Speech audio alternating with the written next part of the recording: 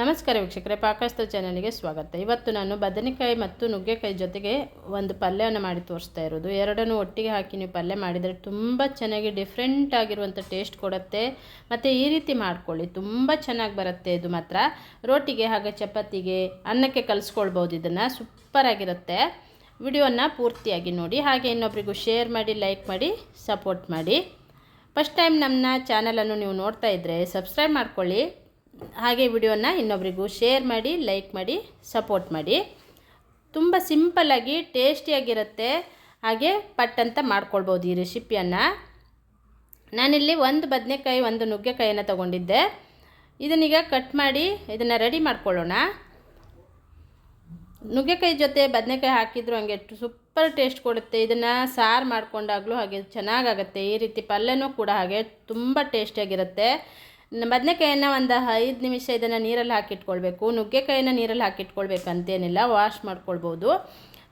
ಬದನೆಕಾಯಲ್ಲಿ ನೀರಲ್ಲಿ ಹಾಕಿರೋದ್ರಿಂದ ಅದಕ್ಕೆ ಕೈ ಅಂಶ ಎಲ್ಲ ಹೋಗುತ್ತೆ. 2 ಟೊಮೆಟೊ, 1 ಈರುಳ್ಳಿ, 4-5 ಎಸಳು ಬೆಳ್ಳುಳ್ಳಿಯನ್ನು ಜಜ್ಜಿ ಇಟ್ಕೊಂಡಿದ್ದೆ. ಈಗ ಒಂದು ಪಾತ್ರೆ ತೊಗೊಂಡು 2 ಸ್ಪೂನ್ ಆಗೋಷ್ಟು ತೆಂಗಿನೆಣ್ಣೆ ಹಾಕಿದ್ದೆ. ತೆಂಗಿನೆಣ್ಣೆ ಹಾಕಿಬಿಟ್ಟು 1 ಸ್ಪೂನು ಸಾಸಿವೆ, 1 ಚಿಟಿಕೆ ಆಗೋಷ್ಟು ಜೀರಿಗೆ ಹಾಕ್ಕೊಳ್ಳೋಣ. ಜಜ್ಜಿದಂಥ ಬೆಳ್ಳುಳ್ಳಿ ಹಾಕ್ಕೊಂಡಿದ್ದೆ.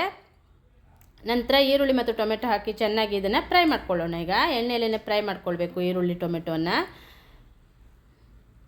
ನೀವು ಒಮ್ಮೆ ಇದೇ ರೀತಿ ಮಾಡಿ ಕಮೆಂಟ್ ಬಾಕ್ಸಲ್ಲಿ ಕಮೆಂಟನ್ನು ಬರ್ತಿಳಿಸಿ, ನಿಮಗೆ ಗೊತ್ತಾಗುತ್ತೆ. ಅದರ ಟೇಸ್ಟು ಸೂಪರಾಗಿ ಬರುತ್ತೆ, ಸಖತ್ತಾಗಿರುತ್ತೆ. ಈಗ ಈರುಳ್ಳಿ ಟೊಮೆಟೊ ಚೆನ್ನಾಗಿ ಮೆತ್ತಗಾಗಿದೆ. 1 ಚಿಟಿಕೆ ಆಗೋಷ್ಟು ಅರಿಶಿಣದ ಹುಡಿ ಹಾಕಿದ್ದೆ. ಈಗ ಕಟ್ ಮಾಡಿ ಇಟ್ಟಿದ್ದಂಥ ನುಗ್ಗೆಕಾಯಿ ಮತ್ತು ಬದನೆಕಾಯಿಯನ್ನು ಹಾಕ್ಕೊಳ್ಳೋಣ. ನುಗ್ಗೆಕಾಯಿ ಹಾಕಿಬಿಟ್ಟು ಚೆನ್ನಾಗಿ ಇದನ್ನು ಸ್ವಲ್ಪ ಹೊತ್ತು ಫ್ರೈ ಮಾಡ್ಕೊಳ್ಬೇಕು. ನಂತರ ಬದನೆಕಾಯಿಯನ್ನು ಹಾಕ್ಕೊಳ್ಳೋಣ. ನುಗ್ಗೆಕಾಯಿ ಬೇಯಲಿಕ್ಕೆ ಸ್ವಲ್ಪ ಟೈಮ್ ತೊಗೊಳುತ್ತೆ, ಬದನೆಕಾಯಿ ಬೇಗನೆ ಬೆಂದೋಗುತ್ತೆ. ಹಾಗಾಗಿ ಸ್ವಲ್ಪ ಅದನ್ನು ಟೊಮೆಟೊ ಈರುಳ್ಳಿಯಲ್ಲಿ ಚೆನ್ನಾಗಿ ಫ್ರೈ ಮಾಡ್ಕೊಂಡ್ರೆ ಬೇಗನೆ ಬೆಂದುಬಿಡುತ್ತೆ. ಈಗ ಎರಡನ್ನು ಚೆನ್ನಾಗಿ ಮಿಕ್ಸ್ ಮಾಡಿಬಿಟ್ಟು ಸ್ವಲ್ಪ ನೀರು ಹಾಕ್ಕೊಳ್ಳೋಣ. ರುಚಿಗೆ ತಕ್ಕಷ್ಟು ಉಪ್ಪನ್ನು ಹಾಕಿದೆ. ನೀರು ಹಾಕಿ ಇದನ್ನು ಮುಚ್ಚಿಬಿಟ್ಟು ಬೇಯಿಸ್ಕೊಳ್ತಾ ಇದ್ದೆ ನೋಡಿ. ಬದನೆಕಾಯಿನೂ ತುಂಬ ಬೇಗನೆ ಬೇಯುತ್ತೆ.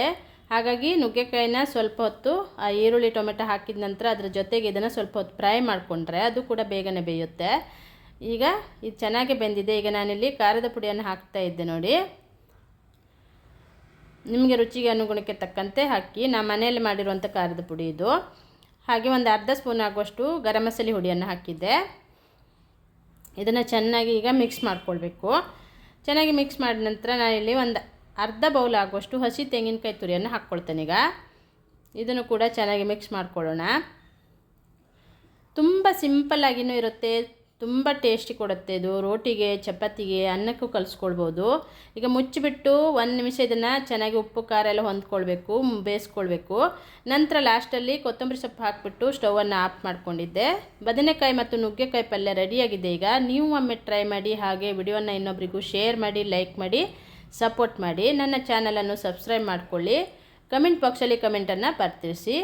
Thank you. ವಿಡಿಯೋನ ಪೂರ್ತಿ ನೋಡಿದ್ದಕ್ಕೆ ಮತ್ತೊಮ್ಮೆ ಥ್ಯಾಂಕ್ ಯು.